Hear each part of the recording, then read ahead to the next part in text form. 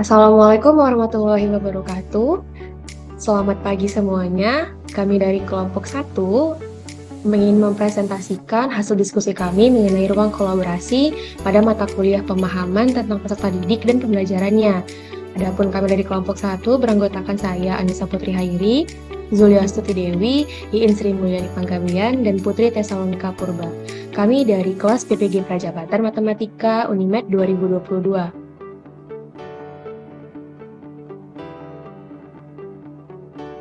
Adapun analisis studi kasus yang akan dibahas pada ruang kolaborasi kali ini adalah kasus tentang Diana. Saat ini adalah permulaan tahun ajaran baru. Anda adalah seorang wali kelas 4 SD yang memiliki anak didik usia 10 tahun bernama Diana. Wali kelas 3-nya mengeluhkan dinamika bersekolah Diana kepada Anda. Guru wali kelas tersebut mengatakan nilainya jauh tertinggal dari teman-teman lainnya di kelas. Diana juga kurang baik dalam mengerjakan pekerjaan rumahnya selama masa pembelajaran jarak jauh kemarin. Bahkan, pihak wali kelas mengatakan bahwa ia khawatir dengan tuntutan yang semakin tinggi di kelas 4 di pelajaran IPA, Bahasa, dan IPS yang membutuhkan banyak bacaan. Diana seringkali tidak menyelesaikan tugas-tugas yang diberikan dan ulangannya pun menunjukkan nilai yang buruk. Namun demikian, ketika materi tugas dan ulangan tersebut diulangi secara lisan dan individual, Diana dapat menjawabnya. Jika kita lihat dari kasus yang telah diberikan, maka Diana ini termasuk usia 10 tahun di mana masa-masa SD ini adalah masa di mana anak masih membutuhkan banyak bimbingan dari gurunya. Pada saat masa pandemi, dilaksanakanlah pembelajaran jarak jauh. Di sini tidak dijelaskan bagaimana PJJ tersebut dilaksanakan di sekolah. Namun, jika dilihat dari kondisi Diana, maka kemungkinan Diana tidak mendapatkan penjelasan materi dari gurunya, sehingga Diana tidak bisa menyelesaikan tugas-tugas yang diberikan dan nilai ulangannya juga menunjukkan nilai yang buruk.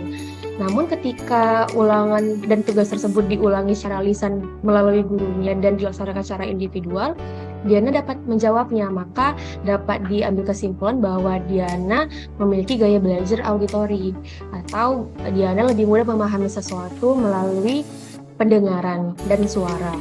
Jadi lebih baik Diana ini belajar dengan menggunakan materi ataupun penjelasan langsung dari guru ataupun sumbernya. Jadi di analisis kasus studi ini kita akan mendapatkan beberapa pertanyaan. Jadi berdasarkan tujuan pembelajaran yang ada, yang pertama kira-kira bagaimanakah cara melakukan asesmen terhadap Diana? Lalu yang kedua, jenis asesmen apakah yang akan Anda berikan kepada siswa Anda tersebut? Jelaskan pertimbangan Anda. Yang ketiga, kesimpulan apa yang akan Anda dapat tarik dari asesmen yang Anda desain dan lakukan tersebut? Maka di sini kami akan menjawab pertanyaan berikut dengan penjelasan dari rekan-rekan saya.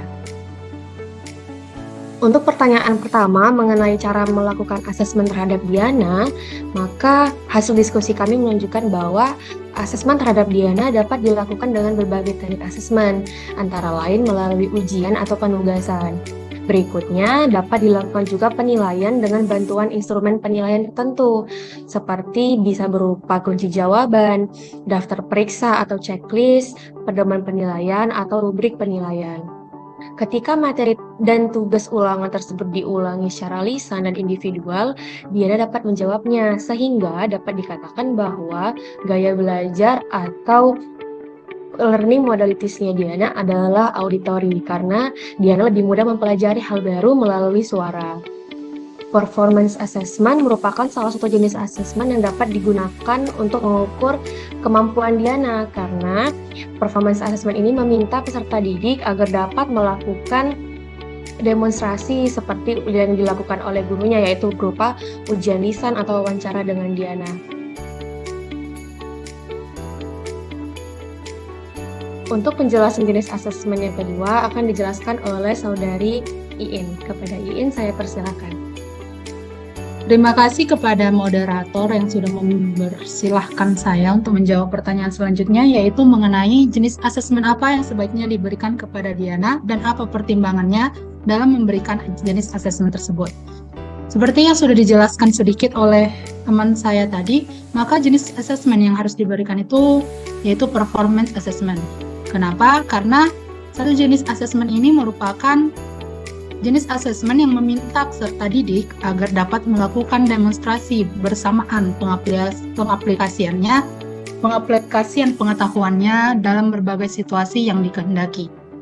Jenis yang harus ditekankan pada asesmen ini yaitu formatif, yang terdiri atas dua, yaitu S-learning dan juga for learning. Kenapa digunakan jenis asesmen yang ini? Untuk dapat mengetahui atau mendiagnosis kemampuan awal dan kebutuhan belajar dari Diana, sehingga dapat ditentukan strategi apa yang tepat bagi pembelajaran untuk Diana, sehingga ada umpan balik dari asesmen yang telah dilakukan, sehingga pendidik dapat memperbaiki proses pembelajaran yang akan dilakukan selanjutnya. Berbagai teknik asesmen yang dapat dilakukan yaitu contohnya seperti praktik, portofolio, dan juga tes lisan. Selanjutnya saya kembalikan ke moderator. Untuk penjelasan selanjutnya akan dijelaskan oleh Saudari Putri Tesalonika Purba. Terima kasih buat kesempatan yang diberikan kepada saya oleh Saudari Nisa. Jadi di sini saya akan menjelaskan tentang langkah-langkah bagaimana penilaian unjuk kerja atau performance assessment. Yang pertama, identifikasi semua langkah penting atau aspek yang diperlukan atau yang akan mempengaruhi hasil akhir. Yang kedua, menuliskan kemampuan-kemampuan khusus yang diperlukan untuk menyelesaikan tugas. Ketiga, mengusahakan kemampuan yang akan diukur supaya tidak terlalu banyak sehingga semuanya dapat diamati. Keempat, mengurutkan kemampuan yang akan diukur berdasarkan urutan yang akan diamati. Dan yang terakhir, jika guru menggunakan skala rentang, perlu menyediakan kriteria untuk setiap pemilihan. Jadi untuk kasus Diana ini, karena Diana adalah anak yang auditori, maka contohnya itu penilaian performance assessment-nya itu bisa Diana diberikan soal secara lisan dan Diana memberikan jawaban juga secara lisan, atau Diana membuat suatu produk berupa video vlogging untuk menjawab pertanyaan dari guru, atau bisa guru juga memberikan tugas yang berdiferensiasi melihat karakter Diana sebagai seorang peserta didik. Jadi penilaian kinerja ini ada dua karakteristik dasar. Yang pertama, memperhatikan kemampuan membuat suatu produk atau terlibat dalam suatu aktivitas. Kedua, menghasilkan produk dari tugas kinerja yang diminta. Jadi bisa hasilnya dalam bentuk proses atau produk itu sendiri. Untuk penjelasan selanjutnya saya kembalikan kepada moderator. Bagian terakhir adalah kesimpulan yang akan dijelaskan oleh Saudari Zulia Sitidewi. Berdasarkan kasus Diana dan beberapa penjabaran yang telah dijabarkan sebelumnya, maka dapat diambil beberapa kesimpulan antara lain. Yang pertama, berdasarkan kasus Diana, dapat disimpulkan bahwa karakteristik dan kemampuan peserta didik itu berbeda-beda. Pendidik harus mampu memahami kebutuhan belajar peserta didiknya sesuai dengan karakteristik dan kompetensi peserta didik. Untuk mencapai pembelajaran yang memihak kepada peserta didik, maka seorang guru perlu melakukan asesmen agar proses pembelajaran efektif dan sesuai sasaran. Pada kasus Diana, penggunaan dan pemilihan asesmen harus disesuaikan dengan kebutuhannya. Kemungkinan Diana memiliki kesulitan dalam membaca, dan Diana memiliki gaya belajar auditori dan individual.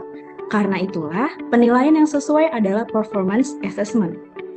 Performance assessment dapat diterapkan karena peserta didik dituntut untuk dapat melakukan demonstrasi bersamaan mengaplikasikan pengetahuan di berbagai situasi yang dikehendaki.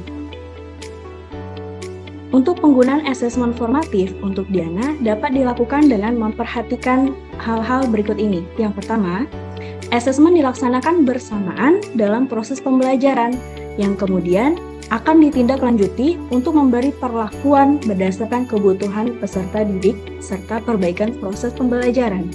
Yang kedua, pendidik dapat menggunakan berbagai teknik seperti observasi, performa yaitu proyek dan portofolio maupun tes lisan. Yang ketiga, tindak lanjut yang dilakukan bisa secara langsung dengan memberikan umpan balik atau melakukan intervensi. Dan yang terakhir, pendidik dapat mempersiapkan berbagai instrumen seperti rubrik, catatan anekdotal, lembar checklist untuk mencatat informasi yang terjadi selama pembelajaran berlangsung. Saya kembalikan kepada moderator. Sekian presentasi dari kelompok kami. Terima kasih. Assalamualaikum warahmatullahi wabarakatuh. Selamat pagi.